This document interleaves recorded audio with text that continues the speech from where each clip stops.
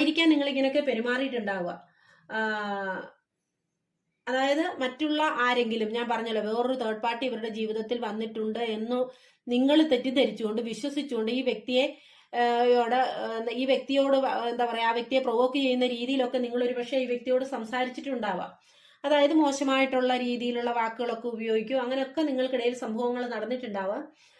ആ കാര്യങ്ങളൊക്കെ അവരെ സംബന്ധിച്ച് അവരുടെ മനസ്സിലൊരു വേദനയായിട്ട് ഇപ്പോഴും തുടരുന്ന സാഹചര്യമാണ് നമുക്ക് കാണാനായിട്ട് സാധിക്കുന്നത്. പക്ഷെ അവരത് പുറമേ കാണിക്കുന്നില്ല എന്നുള്ളതാണ്. ഇവരെ സംബന്ധിച്ച് പറയുകയാണെങ്കിൽ ഇവര് പൊതുവെ എന്ത് കാര്യങ്ങളായാലും മറ്റുള്ളവരെ കൂടുതൽ പറഞ്ഞ് മനസ്സിലാക്കാനോ അല്ലെങ്കിൽ അവരിൽ പ്രകടിപ്പിക്കാനോ ശ്രമിക്കാതെ അതൊക്കെ ഉള്ളിൽ വെച്ച് പെരുമാറുന്ന ഒരു വ്യക്തിയും കൂടാണ്. അങ്ങനെ ഒരു എനർജിയും കാണിക്കുന്നുണ്ട്.